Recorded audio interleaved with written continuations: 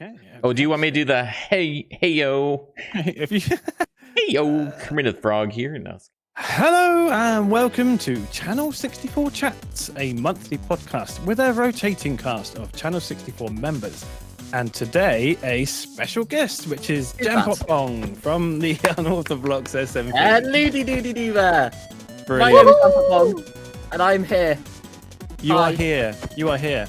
It took a lot of planning, a lot of backhanders, but we got Jampot on the podcast. And the reason for that is because today we are discussing custom assets in Minecraft. So what we mean by custom assets? Well, anything from textures, skins, models, everything you can see around us, basically.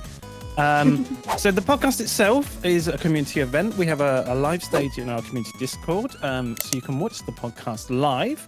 We have a fantastic audience with us today. Quite a few people. Hi, audience. Hello, audience. Hello, And, audience. the podcast itself will be posted later to YouTube and now, as per Casey Blaze request, on Spotify. So that's cool. Listen to us wherever you want. Right, let's get into this. Okay. Obviously, if you want to join in and watch these in the future, you can join our Discord. And you can chat with the cast and ask questions and follow the link below if you want to do that. Right. Okay, so the topic today is custom assets in Minecraft. So make sure you get your questions ready in the stage chat to be addressed at the end of the pod.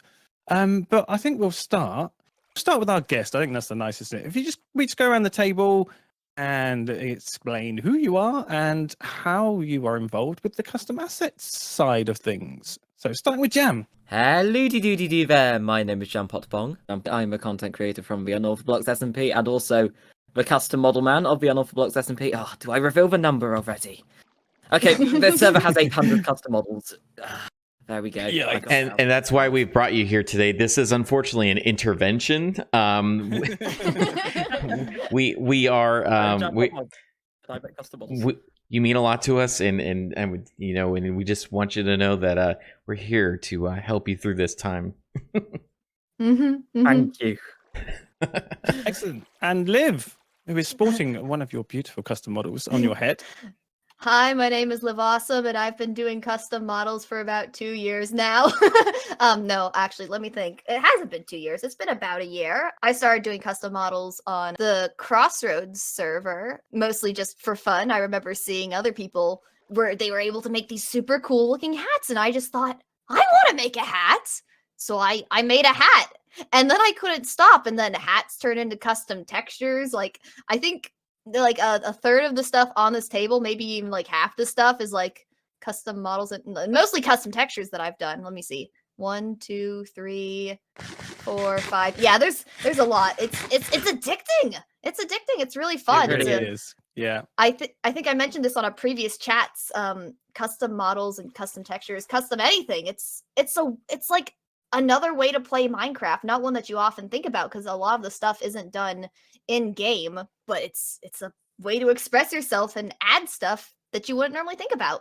Yeah, And that's all I'm going to say for now before I continue rambling. I can go on and on there's and plenty on. of topics we're going to be going over. And Loki. Yeah, so I've been doing custom models for, I don't know, several years now through many different SMPs. I'm also kind of one of the two people on Channel 64 that implement the custom models into our resource pack, which is a process sometimes. Jess helps out with that as well, and we both work together to, you know, get stuff formatted or even, you know, put together custom models and stuff. And you know, we've grown ever so more complex with that process. Yeah, it's definitely a learning curve, isn't it? And I think it's handy having people who can do that quickly and get things into game quickly, because obviously people want to get their episodes out. They want, you know, their new cool thing in their episodes. So yeah, having you on board is just so good. I mean, I help a little bit, but yeah, having someone that knows the sort of intricacies of atlases and textures, and all that sort of thing. I've got the technical side down, but you've got the artistry side down. So, like, you know, at least, you know, you've got, you know, being able to put together some of these models and making the textures look nice. So, you know, everybody complements everybody else with, you know, their different skill sets. So it's great. Absolutely. Yep. I didn't think I introduced myself. I'm Jestix. You Hello. didn't. Hi, so Jess. Hi. Hi. We have a kind of running order. So we're starting off with like resource packs, which is kind of like a good place to start when it comes to trying to make the game your own. It's a good place to start to just sort of change perhaps textures that are already in the game slightly, without having to get into the sort of complicated art of modeling new things. So season 1 on channel 64, we didn't do too much with regards to sort of modeling. It was mainly like we put in some custom paintings. We're basically just replacing the paintings that were already there. We There's had one some behind custom us now. textures. There's one behind us now. So three of them. Yeah, we got. Oh yeah. We got some We put so much in. I've forgotten all of them already. And actually, this is quite nice to be back again. So yeah, we sort of started quite basic with it. I think the thing about Minecraft is it's so nice that you have the option to sort of extend your play by doing these sorts of things, because there's so many games that are sort of a closed door, and being able to put your creativity in the game is really nice. Especially because we were always a server that sort of focused a lot on story. So we had custom totems that tied in with the story. We retextured the iron golems to be copper golems to tie in with that part of the story. At that point in time, we were using Optifine, which has kind of become a little bit what's the word, Liv? Think of a good word that's not mean. Clunky? outdated. A bit old-fashioned, a bit outdated, yeah. So we've moved on now to Fabric. So that's where we started. Now, Yes, obsolete, as Loki- AJ puts it. Yeah, obsolete. Obsolete. Yeah. We won't go into the details of what happened with Optifine. If you want to have a look, check on Google. Then as the seasons progressed, we wanted to do sort of more exciting things story-wise. And that's when we first introduced the Taterzins mod. So, Loki, what is Taterzins? So Taterzins is basically NPCs. So Taterzins is kind of an extension of some of the model stuff that we've done in games. So essentially it creates NPCs that we can path around. We can make them walk around through our builds to make things more live. To that, last season we had, of course, some characters like Old Bones Jones and, of course, the Robot Masters. The Robot Masters are a little bit different. Those are actually custom models that are implemented through a custom mod that I've had to put together. Essentially, these are GeckoLib models that have animations that were commissioned by Squishy. I love Squishy. They did a great job of translating my the concept art that we had to actual 3D models in game. So we have Axolotl Woman here kind of representing that, and she is, if we gave her AI, an actual hostile mob. So Taterzins, which we used to use, and we're probably going to end up having to get away from because it's not being updated currently. It just allowed us to take these custom models and kind of give them life, make them walk around. And we also utilize data packs to essentially give random dialogue to these characters as well. So it really breathed life into like our starter town, for example. We had several characters walking around there. We even got to a point where Old Bones Jones. We even had at one time the administration drones flying around. So it's little bits of like added detail that really kind of brought stuff to life and made things feel more live, even when the server might be somewhat empty at the time. I think that's the biggest sort of challenge with Minecraft is getting that life and movement into the game. So these tools really help. Taterzins is quite complicated. Obviously, we've got the bee over there, who is just a simple retexture, which also adds a nice bit of life to the place. But yeah, Taterzins was amazing. I mean, again, you've touched on the problem there with having mods and things on the server. If they don't get updated, you have to then sort of look for different ways to do things. Blockbench is good for that, though. So that would be the next thing on the agenda. Ooh, Blockbench. I think Blockbench is good because I think it's what Mojang now use. Is that right? Mm-hmm. Am I making that up? That I think sounds so. right. I recall them advertising it during like their live event. Yeah, so you have the streams. confidence with that hopefully that's going to continue to be updated. So, JampottBong, our guest, how did you get started making stuff in Blockbench? And what is Blockbench? Well, firstly, when I close my eyes at night, I see Blockbench, which is probably concerning. But Blockbench is a great tool. It's basically for any low poly pixel art models, that sort of stuff. But it is mainly used by people who want to add an extra layer to Minecraft, whether that be resource packs or assets for mods. I got started simply making custom models. I wasn't the best at it at first, but of course, as I went on, I got better, and now here I am, invited to this podcast. But yeah, it is a good tool. There are definitely aspects of it I still haven't learned, but I've been having a lot of fun with custom models this past year. Recently on Blocks, we've been getting into custom mobs, or I say that I've been getting into custom mobs, and everyone else has been putting up with them. We've got horses that are turned into buses, and now horses are also turning into geese. It's a vanilla Minecraft server, I promise. That's through the help of the ETF and EMF mod. Just for custom models, we use vanilla resource packs, but we do also use the CI2 Rezone mod. For custom Elytra, I have an invisible one, so it looks like I'm falling through the sky whenever I fly, like some flaming idiot or Superman. You decide. It's very fun. Oh, brilliant. Brilliant. So Blockbench, I mean, I was all right with it because I came from a background of sort of 3D modeling and other software. But when you started using Blockbench, it was a whole brand new thing, wasn't it? How did you find learning it, and how did you sort of get good? Because you are amazing now. Shoot, yeah. Let me think back. I can remember opening up for the first time, and I had to find a handful of tutorials. I tried following them for a bit, but I also found that a lot of the stuff I learned from it was just kind of experimenting and coming up with shapes. In fact, often when I open up a new file, I won't even name it because sometimes I just want to see what I can do. I want to figure out stuff on my own. But I also remember I would make almost everything an individual block. Like I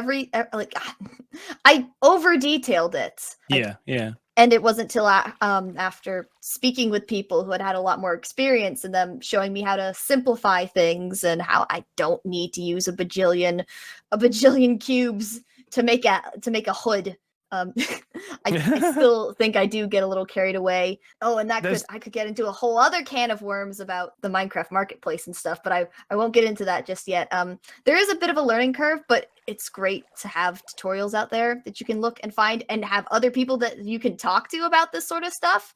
I think that's it's kind of nice thing, because actually. Minecraft has always been the sort of Bouncing off game ideas. where it benefited so much from YouTube because when I remember when I first started playing it, there was no recipes or anything, no instruction manual, and the only way you could learn was watching tutorials on sort of YouTube and things like that. Dapper made a really good comment actually, which I now try and use when I'm making models in Blockbench, and it goes back to that sort of detail thing. Your model is doing sort of 10% of the lifting, and it's your texture that's where the detail should go. And I think that's a really good thing for starting out. Absolutely. Don't get me started on texture. Like that's where I really fall short.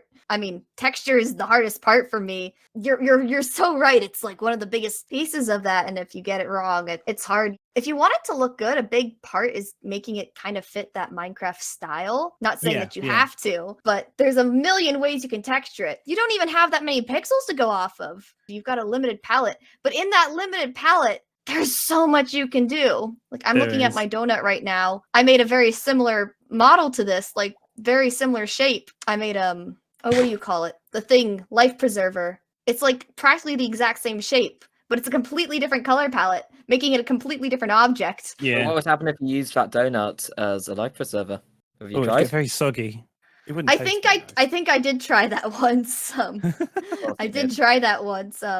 It doesn't quite line up since, having a life preserver on your head, when you move your head up and down, it kind of clips through your stomach. Donuts are meant to be eaten, not bursting out your stomach, if you know what I'm saying. Or sat on top of your head. or sat up on top of your head. I think we're lucky though, because Minecraft has this sort of very baked in style. A good thing I think for starters when it comes to textures and palettes is just look at blocks that are in the game and even reuse you can reuse the palettes that certain blocks have to if you can think of something that's similar to what you're trying to go for. It's a really good start. Absolutely. like for a lot of I went on a little texturing spree recently where I was making a bunch of custom candies and sweets and stuff, and for almost all of those I would take Minecraft textures that would already exist, especially the dyes. The dyes are really cool because they're just colors in the game that you can use. So I'd take the colors from the dyes, and I'd move them over to the item that I was trying to get. I'd get the basic shape, and then I'd color it in like a coloring book, and it's just really cool. You've got a whole palette already laid out for you. That's a really creative way of doing it. Never thought of doing it like that. Yeah. And I think it's pretty cool. People are always about copying or sort of reusing things. Like that's how you learn, though, isn't it? You look how something that exists is done, and maybe just change it a little bit.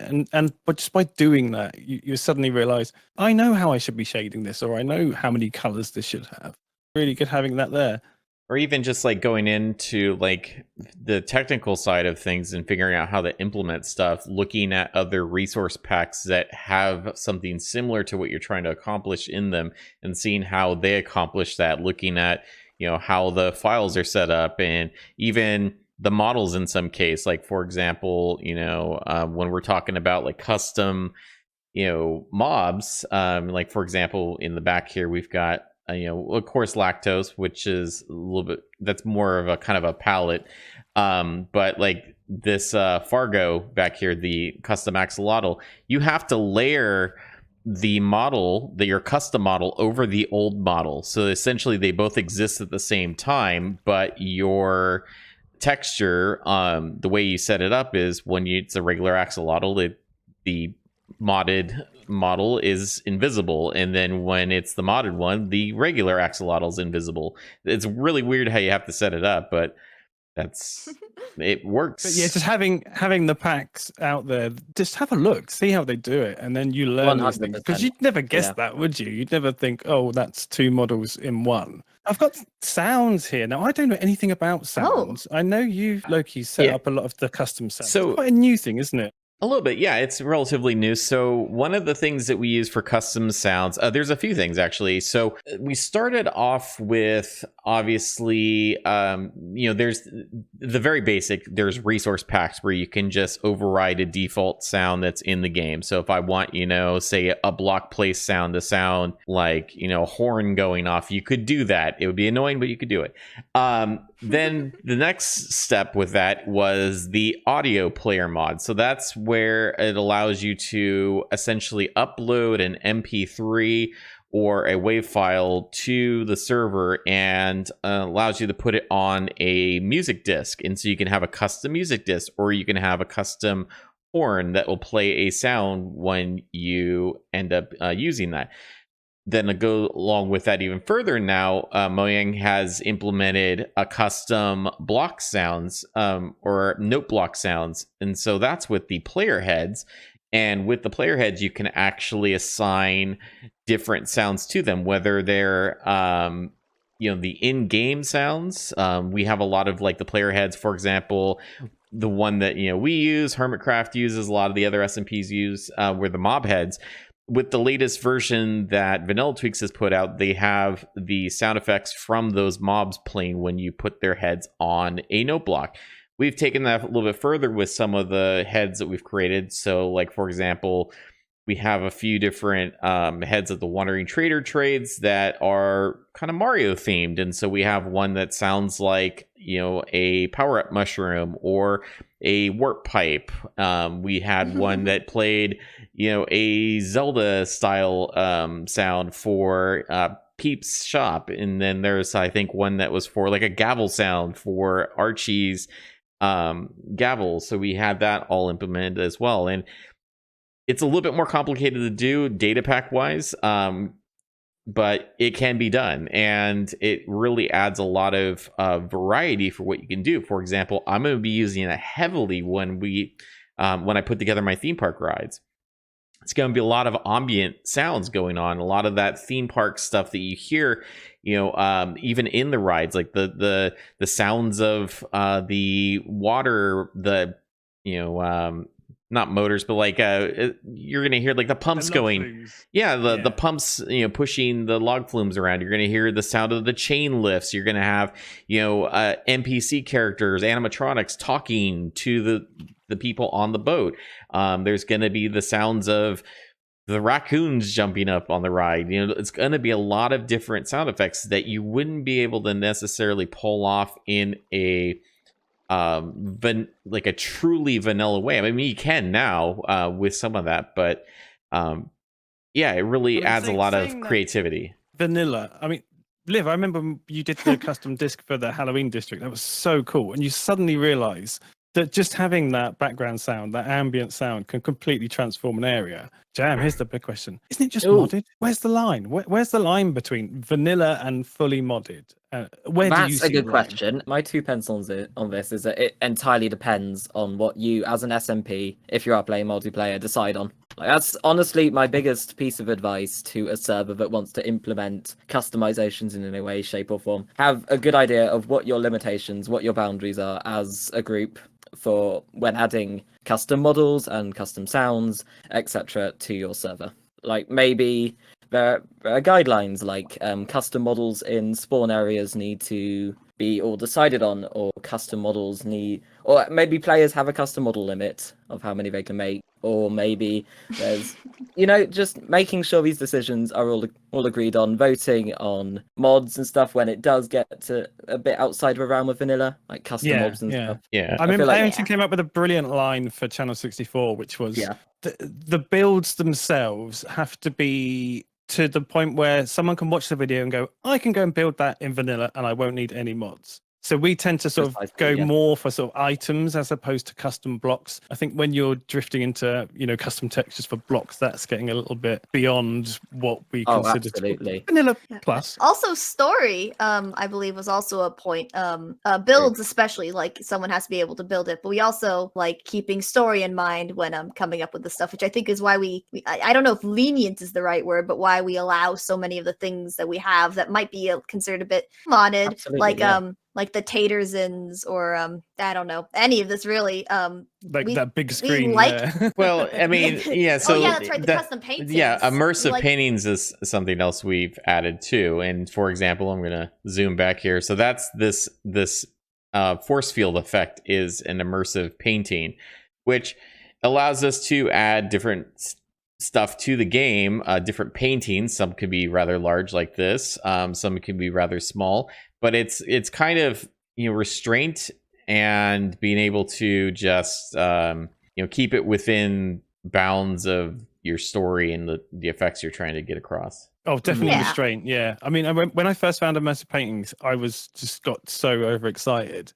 and I definitely had to rein it in because I was like, "Hey, we could put like a custom painting on a block and turn that block into a different block," and then suddenly that crosses that line. The force field. What I like about the force field is the fact that it's 2 colors. It's a very simple texture. If I wanted it to look the same but without the mod, it would be very easy to just put glass there.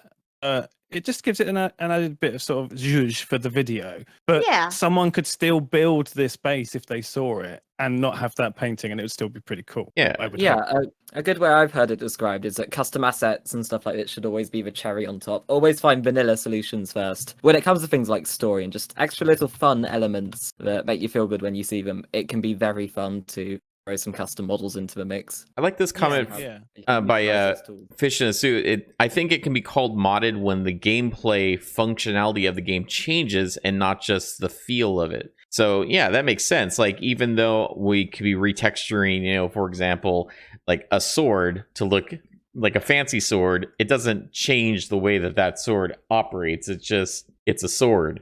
It just looks different. Yeah, I wholeheartedly agree. Like, the only difference is that we're typing a command into chat and then it changes, but the way it functions is completely the same. The way it looks, that's the cherry on top. But it's all Minecraft. It's not giving you extra powers. It's not giving status potion effects or anything crazy like that. It feels it's definitely more it's visual. We definitely go down the visual route. I think if you're on a PvP server and you're modding in super powerful weapons, then that's a completely different thing. What I know I found when I've done modded though, and it goes back to what you said, Jam, about this vanilla solutions. When those solutions are already ready made for you, I found I was just ignoring them and going back to the vanilla blocks, because that's part of the fun, I think, the challenge. Like, oh, how do I get a cable going up from this machine up to there? Well, there's no cables in the game, and you have to kind of think sort of outside the box. What looks like a cable? And that's why I went with the potion brewing stands, which gives that kind of nice glow cable. But it's that vanilla solution, isn't it? When it comes to story, maybe you might just need a little bit of gloss on it that gives us something else, but you're not moving away from that vanilla sort of feeling, I think. Yeah. But then you can go completely over the line. We talk about Fever Dream. It was insane. My middle name. Yeah. So Fever Dream was a one-time event, not one time, but like a short form event where you invited loads of content creators and some crazy stuff happened, didn't it? Yes. I actually So, just you rewatched my whole Fever Dream series this morning just for fun, and I was smiling and laughing quite a bit. That it was a fever dream. It certainly happened. The reason Fever Dream was so fun because it took all of the guidelines that I, as a custom model man, have in place on Unorthoblocks, blocks, like keep it vanilla, keep it out of community areas, and just, you know, all the sort of normal etiquette about respecting the vanilla game. It took all that and threw it out of the window, and that was sort of the whole point of Fever Dream. How much can we absolutely wreck this server? How much chaos can we cause and keep it all vanilla? People do not have to download any mods, but they can still see some absolutely crazy things going past their window on the server. Yeah, it as was if it just is completely modded. It's a fun just challenge. voice chat, right? And then Just voice thing, chat. the tab thingamabob to see status, but even that wasn't entirely. Neither of those were necessarily required. They were just highly recommended. I mean, technically, data packs and resource packs are vanilla, so technically it is all vanilla gameplay. Yeah. But you would swear that it was modded. Like the stuff you could do in that, turning into mobs, riding bees, Ender Dragon looking like a broken Steve texture. You'd swear it was modded. Yeah, it was kind of a showcase of the powers of resource packs and data packs. I think definitely Mojang they realised this, and a lot more stuff has been put. Sort of tools have been put into the game to enable you to do more with data packs, more with resource packs. I know that there's some sort of shader options now, which 3-4 years ago we wouldn't have considered at all. So it's nice to know that they can realise that this is the sort of fun stuff that people want to do and put them tools in the game. And it doesn't have to be completely modded, but you can still do some really cool stuff. Yeah, I mean, another good example of that too, like, would be with fresh animations, which is something that's been very popular lately, giving more life and better animations to the mobs in the game. Like, it really brings things to life, I think. I still can't believe that that's just a resource pack. Like the things that those little critters can do, like the cats, how they'll just sit and start bathing themselves, or the wolves with their floppy ears. It looks modded. It's a resource pack. I don't understand. It's so cool. Right. Yeah.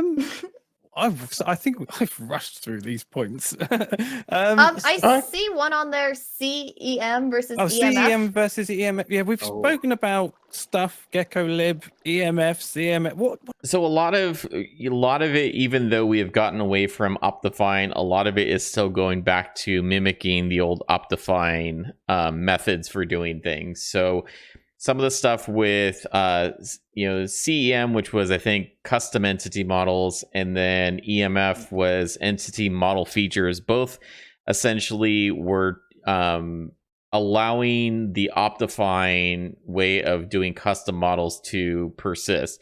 So what that does is it allows you to essentially create these custom resource packs that have special kind of configuration files in them. And what they do is, for example, the two we use, there's two methods for like getting custom items into the game that we kind of use. One is the data pack, which is called custom model data or custom roleplay data. And that essentially, it adds an NBD tag, which is a special kind of tag that you can put on items to do different things in data packs. This adds a tag that says, okay, custom model data is 1. And so what the resource pack does is, okay, I have a carrot, and if this carrot has custom model data 1 on it, I am going to display the carrot as this. And then you can kind of take that even further and have multiple different things on there. So or essentially, you know, we have golden carrots, but some of our golden carrots look like tacos. Some of them look like donuts. Some of them look like golden carrots. But you can do all that sort of stuff with those options. The other way is to actually use the old school Optifine way, which is renaming an item to something. Now we do that. Man. We do that for mobs and entities more so than items, because it's just much easier to do it through custom model data. So, for example, you know, lactose has a custom texture on the horse because it is renamed a certain thing. So, actually, I have my name tags turned off right now. So if we so you can see we've named lactose, and that's why it displays as that. Same with the Beeble. Same with Fargo. So those are all from custom names. Raphael, same thing. And essentially the game looks for a mob to be named a certain thing, and then you can have a custom texture. You can take that further though, actually, by if you didn't want to say like just renaming everything, you could add random mobs. There could be some randomization to it. So it allows you to, for example, have say one of the, a popular example is biome specific creepers. So they're all just normal creepers in the way they function, but you can set it up so that in a savanna the creeper spawns looking like this. In, you know, a jungle it looks like this. Or you can even take it further and just say, I just want it to be random. I want there to be some variation. So say you wanted, you know, wolves to spawn in and they looked all different. I mean, prior to them actually implementing different wolves in the game, you could do something like that. So it's there's a lot of flexibility with what you can do with that. And then what we started getting into, and I think it's the entity model features and CIT Resown, which is for even further things like armor and elytra and that type of stuff, which is a little bit more complex. Blinking. But it's still, blinking. That's the other option, you know, with custom stuff for your actual skins. In fact, Jam, perfect example, has glowing things on his skin, so his feet glow. I mean, why not? Yeah. So all sorts of eating that glow squid. Oh no. so all sorts of stuff. And then even beyond like the actual like mods and stuff, there's shaders. I mean, like right now we're running I'm running a custom it's the in development complementary reimagined with colored lighting. And so that allows you to even start playing with lights in your builds to really change the way things look. I mean, we've done stuff with like, you know, tinted or you know, dyed glass and different lighting to try to sort of make it look like a colored light, but this actually changes the light. And then the glowing ores and stuff like that. So there's a lot of like flexibility and customization you can do even with actual mods and shaders in game and stuff. So it's not all just like custom models and whatnot. Yeah, I mean, we've talked about a lot of different things. They all might sound quite complicated. I think if you're listening and you play Minecraft, maybe you're feeling a bit bored or you're waiting for the updates taking too long, give it a go. I mean, just a texture pack can really change the look and feel of your game. It's essentially the same game, but it just gives that new sort of fresh feeling, that new sort of new game smell. Mm-hmm. But definitely have a go, I think. What does this mean for Channel 64? Well, what I think it means is we can tell better stories. We can do goofy stuff, which is funny. Again, going back to that, the builds themselves are still sort of vanilla, what we're calling vanilla forward. You know, it's still the same game. I think it's still the same game, and like it's fine to push the boundaries a little bit, you know, in the sense of what we're using to tell that story, because like I hear a lot of like I hate drawing comparisons, but I'm going to anyways. You hear a lot of that, like, well, that seems kind of modded and stuff like that. But then it just takes one certain SMP to decide to do it, and then it's okay for everybody to do it. So, like, so I don't really, abide by those rules. I think, yes, within reason, certainly if we start like flying around in airplanes and stuff like that we create in game, that might be a little bit much. That's not necessarily, within the bounds of vanilla, but just changing, the textures for different things, it really adds like some different elements and fun things to that. Like, for example, like our holiday stuff. Liv just recently was handing out Valentine's cards and stuff, and there was envelopes, and the cards were in there. They were custom bundles, and it was really cool. Like, it's a fun, like, hey, this is neat. What is this? Or, we have, especially on this table, lots of examples. Our Halloween trick-or-treat baskets were pretty sweet. We have this really cool coin that Jess made for, or bottle cap, I'm sorry. It's a Nuka cap, because Dave is doing Fallout builds, and so it makes sense to have caps in the game. It complements the builds as well, doesn't it? Yeah, exactly. So you can go, that's a cool Fallout build, but you've got this little bit of cream on the top, which is these cool little Nuka caps. I think the developers are probably really tired of that phrase, though, aren't they? Oh, it's too modded. I think anything that you add to the game above version 1 is going to feel like a mod because it's something new added to the game. Would we all still be playing the game if we didn't have these options? If you couldn't change your skin from Steve, and we've got to be thankful for that, because we're still playing this game that cost us pennies back in the day and still getting loads of fun out of it. So it's a really positive thing, I think. Certainly. We didn't even get into like custom skins that much. Like, that's actually, not, you mentioned the marketplace. That's something else that I don't imagine a lot of people would have experience with. What was that like? How, is the big corporate monster clamping down on your creativity, or was it okay? I can't really say too much because, again, I'm still kind of new to that group.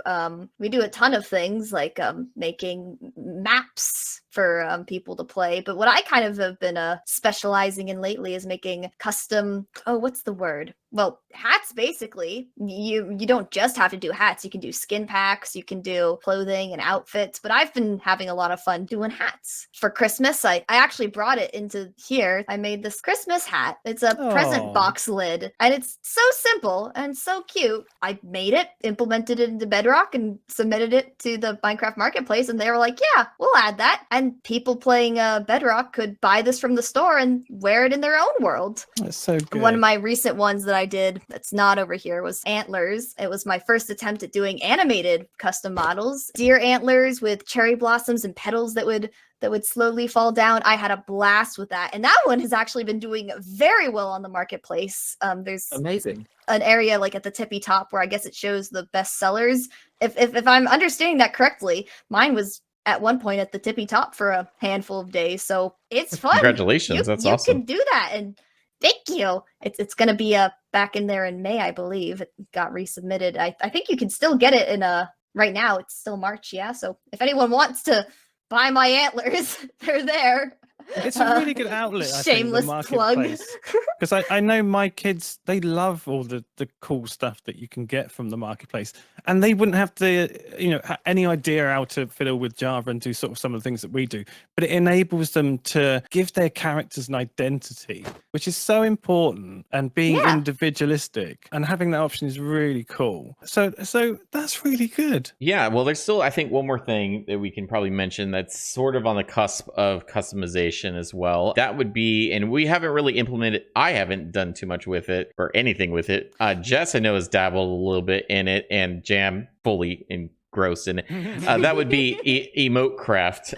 So that's another mod that allows custom animations for player models to do different things with that. And, certainly you can goof around with dances and stuff like that.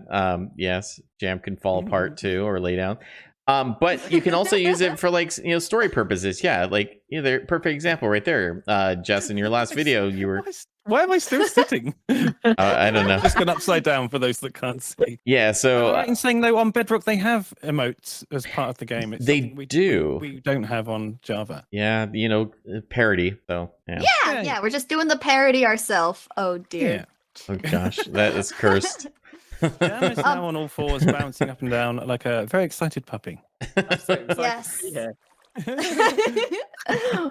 I remember, Jess, when you were first dabbling with the custom emotes and you were trying to do something, a scene where you're wandering through the snow and you collapse onto the yeah. ground and you're like, I can't go on. And it was so cool. Like, and again, Bedrock can do it. Why can't we? Why can't we? Yeah. It's I can't wait to start working with that. I'm hoping that in the future, perhaps you would teach me how to make those again. Something Absolutely, yeah. you can do that yourself if you have the is a whole resources. thing. Again, it's you start out basic. You know, you can move your head Yeah. left, move your head right, and look, I've done a thing, and it's so cool. Jam, I mean, how have you found animating stuff? Is that something you had experience of before, or is that something you had to learn recently? I'm still getting to learn making the emotes because it was quite a recent addition we added to Unorthoblocks Blocks. But so far, it's been... Oops. The audio stopped on my end for a sec. Okay. We'll edit that out in post. I mean, it does highlight that things don't always go smoothly with mods. Has anyone got any stories about when mods have gone, not mods, but like custom things have gone wrong? Oh yeah. This basket. Let's see. Yeah. What do you see, Loki? Okay, it looks I see the normal. basket. Good. It doesn't in our most recent version of our resource pack. It broke very badly because Jess and I were talking about this. When making like just about anything custom, you've got to go through your pre-flight checklist. Oh yes, I will always forget Skins at is least a great one thing. example. Like when you're making a skin, there's little bits and pieces that you can't always see, like under the torso or between the arms. You kind of miss those things, and then once you have it in game, you realize, oh, I forgot to put pixels there, or that shouldn't be that color. And it's just a thing. Sometimes trial and error is the best, and the same can be said for custom models. Like when I put oh yeah, this is actually a spoiler, this Easter basket. So eat your heart out, guys. I think Spoilers. we know it's Easter. Yeah. So this originally could not go in like my offhand. I mean, it could, but it didn't look right. And I even had up here. Can I put it in the item frame? I think this is where it breaks. Yeah, it's supposed to look different in the item frame. I had a special positioning and everything set for it, and I forgot to do it. So I had to send it all back to Jess. And when I sent it back to Jess, I didn't write things correctly. I didn't name things properly. So then it just looked like a crummy, checkered mess of a blob. So trial and error. It's normal. It's natural. I do have a fairly similar funny story about things going wrong. To any Unorthoblocks Blocks members in the chat, if I say giant pie, will this cause you all to leave? Giant pie. Giant pie. The incident of the giant pie. Golden carrot custom model data sticks. Yeah, so I was just making a pie model, as I do, because, you know, pie. That's And, good. 3.1415 numbers. But for some reason, when I added it to the server, it was just absolutely massive when you dropped it, like when it was a dropped item. So for all the other stages, it looked normal. You know, you could pick up a pie. It's fairly pie-sized as far as pies go. And then a load of us were hanging out, looking at all these new models. Well, I was just goofing about, and I dropped a pie, and we all got an absolute jump scare. As the pie was like bigger than this table. It was the biggest size a dropped custom model could be, and it was hilarious. And I kept it like that because I could have so easily fixed that, but it was fun. So Yeah, it's like Well, I have to ask the giant tools on Fever Dream, because like P-Pop's seen recorded a video on Fever Dream where the sword to them looked very normal sized, but to anyone in third person it was huge. Was that an accident or was that intentional? no, that was very much intentional. It was so funny. Yeah. People I mean, also says like the moose. I remember seeing that moose image for the first time in Fever Dream. What was it? Was it raw chicken? It was retextured to be the funky moose. It's chicken of some sort. When Martin placed it down in front of me, we were just hanging out one night on Fever Dream, and he was like, "Liv, look at this." He dropped down the raw chicken, and boom, moose. Huge, giant. It covered up the whole screen. It was Nobody expects the moose. no one. That was core memory right there. I mean, we can't forget as well the creeper was an accident. It was supposed to be a pig, and I think the Notch got the coordinates, the X and Y coordinates, the wrong way around. I've had the pig appear like that when I was trying to get fresh animations. So fresh animations was meant to be an Optifine resource pack. It doesn't like fabric Fabric too much. It works better now with Fabric because now everyone's using Fabric, but it didn't used to work with Fabric very well. And so, yeah, for last season, while I was trying to get fresh animations to work, and I think we were trying to get, because I had made a model for Tarek, which I don't think we ended up using, of a baby Ravager dog. So essentially that it was a wolf, but it was a tamed Ravager that you could have follow you around and stuff. That was really awesome.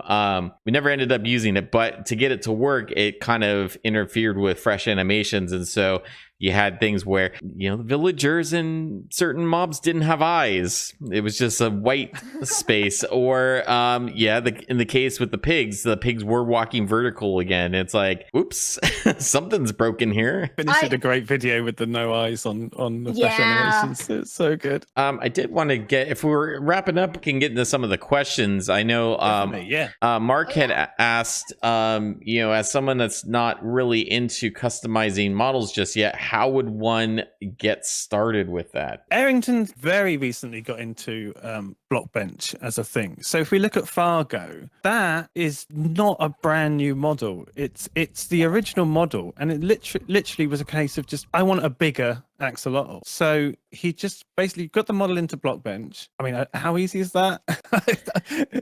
I don't want to sound overconfident, because I imagine if you're brand new, it's quite daunting. Well, the model into Blockbench is to get the model in the Blockbench is pretty easy, because they have options to create custom models for Optifine.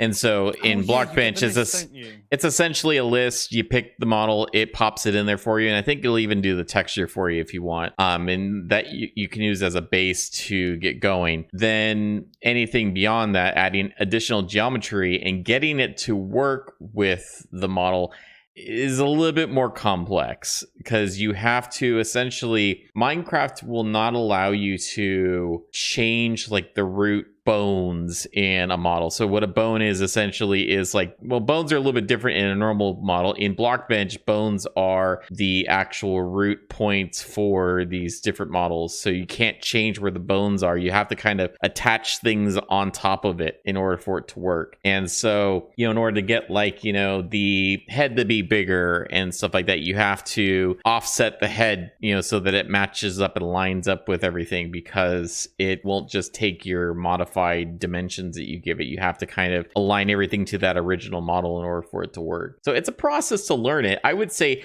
the best way to start with customization, to like the absolute beginner with that, is custom textures. So a perfect example of this is Lackey right here. So this is Binish's cat. I did a custom texture as a surprise for Binish to have little that. I want to say probably No Can Do is another good example. Custom villager texture right there. We have, of course, Beeble, another perfect custom bee model. Lactose custom horse model. So that would be, or custom horse texture. Even the totally normal sewer camels, those are all just custom textures. One thing with the camel, like perfect example, I'm not great at retexturing stuff. So how did I necessarily go about doing that to create a texture for it? Took the original texture, I pulled up a turtle from Minecraft, and I just kind of pulled textures from one thing to another and tried to align them so that it lined up, and we got a camel inside of a turtle shell wearing the bandanas. Camels that are they're dressed up as Ninja Turtles, because why not? Starting out, I would say change your skin. I mean, there's some really good resources out there. Planet Minecraft has a fantastic skin editor, which lets you make a custom skin for yourself, but it also lets you make custom textures for villagers and animals and things like that. That's a really good place to start. That's how I started. Do you think perhaps after we've wrapped this up, edited this, and sent it off to the places that we're going to be like YouTube and Spotify and stuff, do you think perhaps we could link some resources, links Planet some Minecraft, a link to Blockbench tutorials? Yeah, because there is so much you can learn. I agree, though. Skin making, that's kind of how I started. I was basically making skins since day one of playing Minecraft. It's so simple. It's a great way to start. It's so fun. It gets you figuring out textures and layers and stuff like that. And it's not for everybody, but if you have the resources and it's really outside of your skill set, like, the Robot Masters, you can commission artists to do that. And it's not even super expensive to do it, I think. Like it was, I mean, it less than I would go to pay for a meal out in a fast food restaurant. Like it was really not that expensive to create custom models to bring in game. Granted, that is a whole another ball of wax, because to get the model in game a lot harder than actually creating the model. So but like for skins and stuff, like I commission skins once in a while, and because I'm not great at making skins, but other people are, and there's artists out there that would love that kind of stuff. But I mean, certainly not to dissuade anyone from trying to learn on their own. I mean, by all means, have a go, give it a bash. I mean, the reason I learned Blockbench is because I got too embarrassed to ask people if they could make me stuff. I was like, I just want to learn myself, so I don't have to keep asking, hey, could you make me this? Could you make me that? Or even like I'd have these ideas, but I'm like, I don't know how to explain it to people, so I should try it. Sometimes just that itch to learn is how you get started. Yeah, I'm and not YouTube's a making great sense. resource. There's so many tutorials of all sorts of things. Being in part of the Minecraft community is so cool, because there's always someone out there that will help or have a video for whatever you want to do. Oh yeah. Do you have any more questions? I did see a question from Shin here, and Shin says, question, what are mipmaps and why are they important? Shin, I know that question is aimed at me due to my history, but some people might know. What is a mipmap and why is it important? A mipmap is... Oh, am I really going to explain what a mipmap is? Oh, basically, a mipmap is what... I'm guessing. I thought it was something to do with if something's far away, it uses a more basic texture than if it's close to you. Yes, Is that right? It's used by video game rendering engines, both for performance and visuals. So if a block is far away, it will render it as a flat color. Otherwise, if it doesn't, it's a horrible eyesore. And that's quite prevalent in Minecraft resource packs, because there's an annoying issue where any texture in a resource pack, any texture imported into Minecraft in any way that isn't to the power of 2 in terms of pixel dimensions will completely break the mipmap and turn everything all flickery and all grainy. Oh. Z fighting It's is the always other snowing thing. for you, So Jess. Z fighting you get when a texture on a flat face is trying to occupy the same space as another texture. Perfect example is Iron bars. Axolotl because Axolotl yes, yeah, that's my bad, because what was happening though is the way the textures are set up, it wasn't double-sided, and so like when you'd go one side of this inside texture, it would be completely invisible. And so previously it wouldn't do this, but now that we've changed shaders and stuff, it does do this. So I found out something really fine. frustrating. If you put an iron trapdoor next to a snow layer, for some reason the texture on the front of the iron trapdoor gets a Z fighting issue, Z fighting issue, which I have no idea why. Iron bars is the one that's been around since 1.1. And it's never been fixed. Which they said they fixed it and then they didn't. Like, I don't understand why they can't do that. It is such like a 5-second fix, but it just They're didn't. very busy people. Any more questions in the chat? Oh, animated skins. Oh, I mean, that's kind of like the blinking, right? Yeah, with the blinking. Yeah, you guys can talk more about that. Oh yeah. Jam had a whole video about doing that with your Oh, the face shameless and stuff. promo, yeah.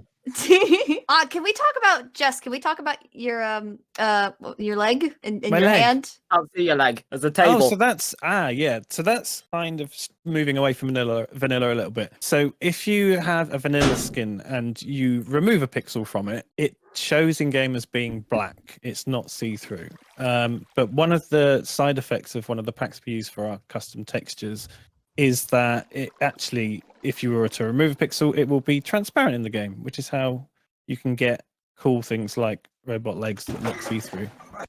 It's a shame it's not vanilla. Well, yeah, I suppose in Bedrock they have that kind of stuff because they have the accessibility parts that you can put on your player model. So they have, of course, artificial legs and arms and whatnot. But yeah, we don't get that in Java. but we do get other cool stuff. Okay, so we're an hour. We did it! A reminder for anyone watching on YouTube or listening on Spotify that this was recorded live in the Channel 64 community Discord. Jam, our wonderful guest, thank you for coming along. Do you have anything to plug? YouTube.com/@JampottBong. I upload way too much. But yeah, thank you for having me on the podcast. I can't talk after all this. Thank you for having me on the podcast. It's been an absolute pleasure to have people to talk to about custom it's nice models. having a fresh new face. Thank you, Yeah. Liv. Thank you, Loki. So yeah, if you want to hang out and watch future episodes of Chats Live, join the Discord.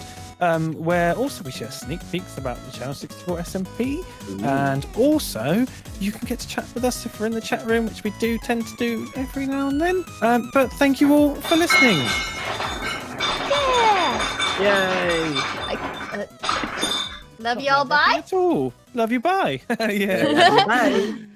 Woo! Ah, that was good.